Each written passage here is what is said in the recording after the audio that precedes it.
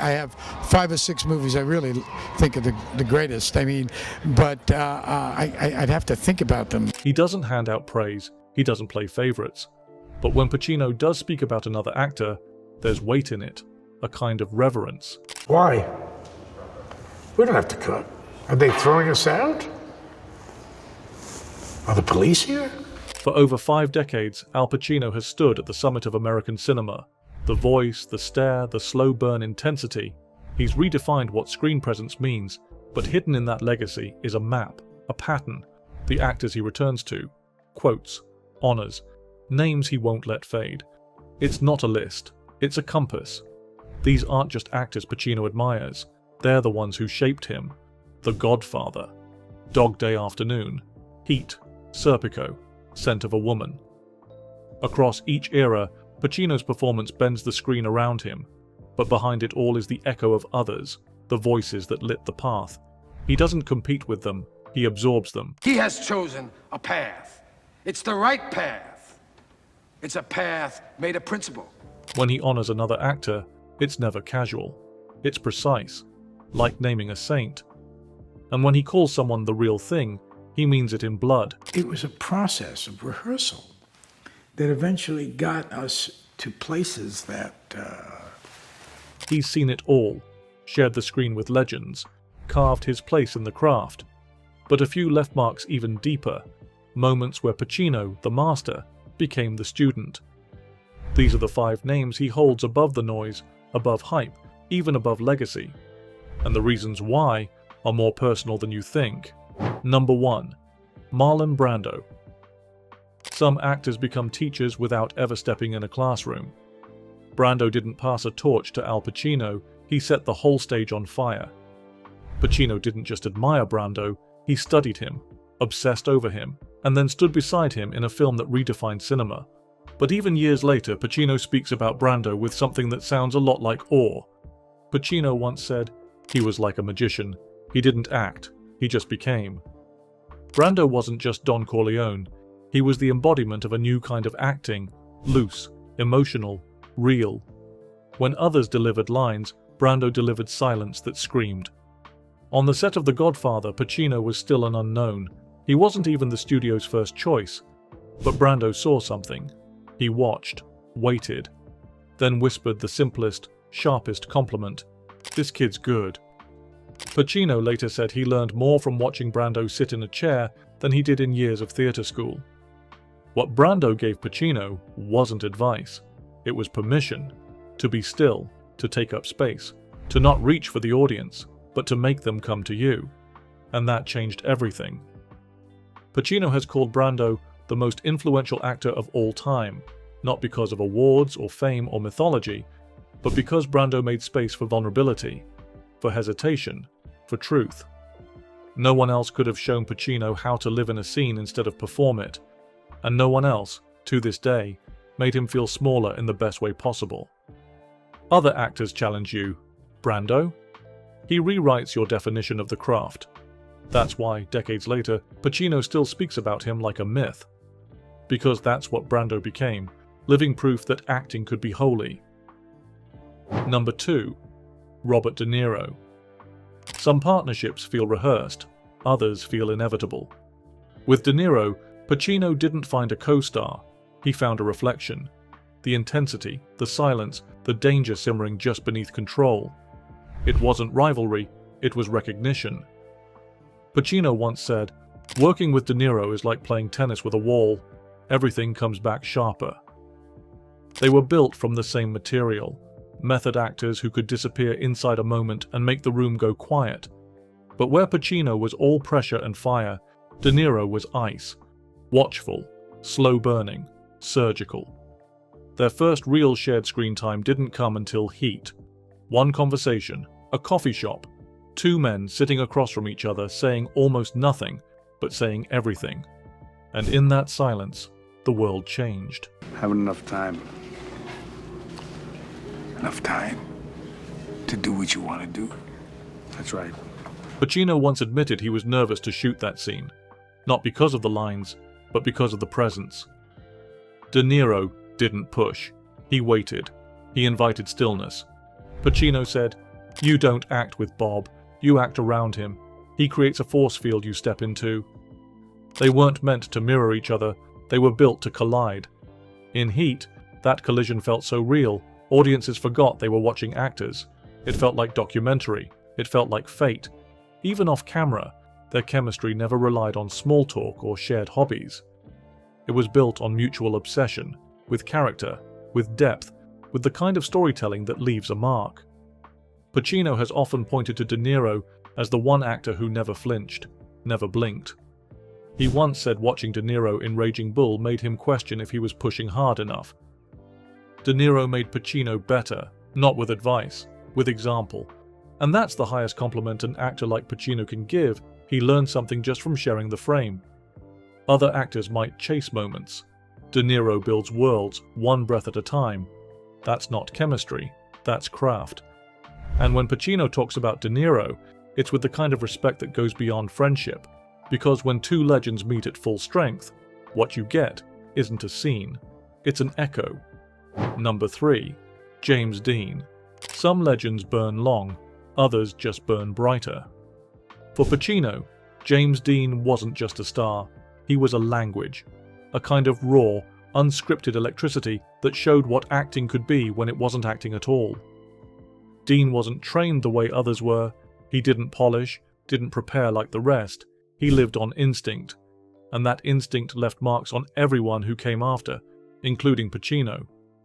Pacino once said, "When I saw James Dean, I realized acting wasn't pretending, it was exposing."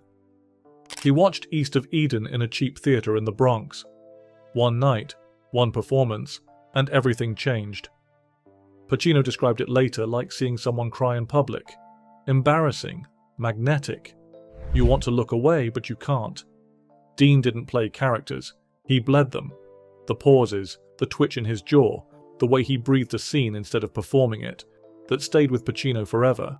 Life can be beautiful. I know where it was. Pacino was still just a kid when Dean died, but the effect wasn't passing, it was foundational. He once compared Dean to a jazz musician, always playing slightly ahead of the beat, slightly out of sync, always real. He said, Dean didn't deliver lines, he discovered them, right there in the moment. Even decades later, Pacino's voice changes when he talks about Dean, like he's still trying to figure out how someone could burn that bright, that fast. Dean only made 3 films, but in each one, he rewrote what masculinity could look like on screen.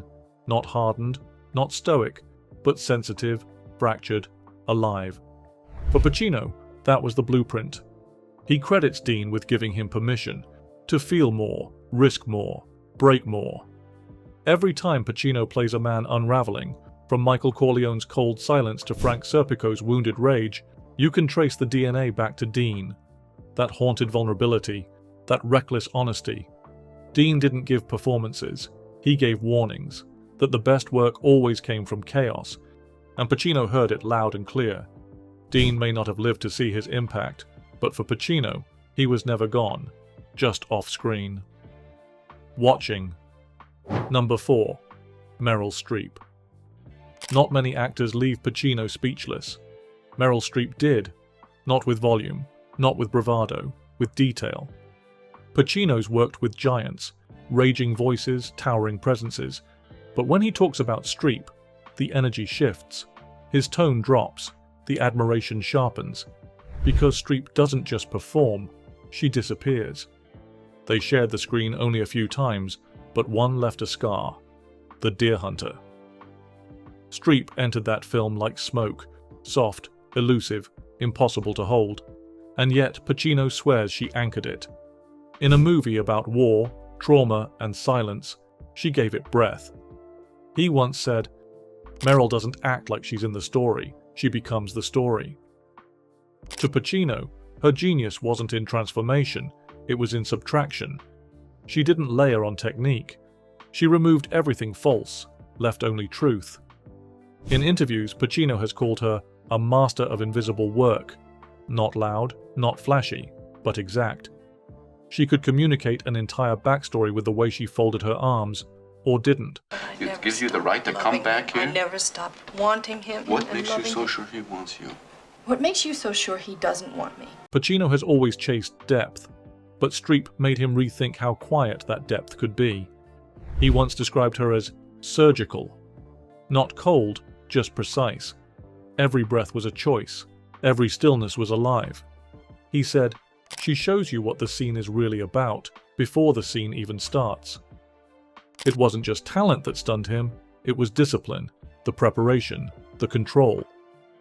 He once visited a set where Streep was filming and described the atmosphere as holy, like people whispered around her, not out of fear, but respect, because everyone knew something rare was happening. Pacino has said that working with Streep didn't make him want to impress her, it made him want to listen. She tuned the room, slowed down the frame, gave space for the truth to crawl in. He calls her the most dangerous kind of actor, the one who never pushes, never demands, but still owns every second she's on screen. She didn't try to dominate a scene, she made you come to her, and Pacino always did. Number 5. John Kazal. Most actors leave an impression. John Kazal left a hole. He only made 5 films. All 5 were nominated for Best Picture, and in each one he didn't just support the leads, he haunted them. To Pacino, Kazale wasn't a colleague. He was family, spiritually, artistically, surgically connected. Their chemistry was never forced. It was atmospheric. You felt it without dialogue. In The Godfather, it wasn't Fredo's weakness that broke hearts. It was Kazal's honesty. He didn't play him as a villain. He played him as a wound. Pacino said, "All I wanted to do was work with John. He made everything deeper. Everything." What made Kazal so rare wasn't his range, it was his restraint. He didn't need a monologue, he just needed a silence, a glance, a tremble in the voice. While others chased moments, Kazal buried his inside the scene. Pacino once told a story about watching Kazal rehearse. No big choices, no theatrics, just listening. But when the cameras rolled, he brought a kind of stillness that made everyone else sharper. Pacino later said, "John had this mystery, like he knew something you didn't. He could make you cry with a look." They acted together in Dog Day Afternoon too. Kazal's performance there is almost invisible, but essential. He's the nervous shadow behind Pacino's fire, and yet, without that stillness, the heat wouldn't matter. It's contrast, balance. Pacino often talks about how safe he felt working with Kazale, that no matter how volatile the scene, there was an unspoken understanding, like jazz musicians locked into the same rhythm. When Kazal got sick, Pacino fought to keep him in The Deer Hunter. The studio wanted to recast. Pacino said no. He got De Niro involved, Meryl Streep too. They all rallied to keep him working, to honor him with one last performance. Because for them, John Cazale wasn't just a great actor, he was the standard. The quiet genius in the corner, making everyone else better just by being there. Pacino once said he still thinks about Cazale before every major scene, not as a memory, but as a compass.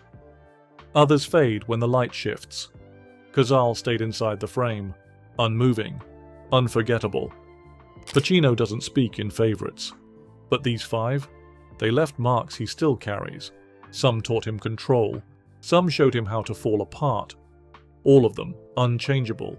He's shared the screen with hundreds, but only a few ever stepped into the frame and stayed. Tell us which name hit the hardest, and if you're still here, drop a comment, like, or subscribe. Become a member for early access to more like this. The best actors don't just perform, they haunt.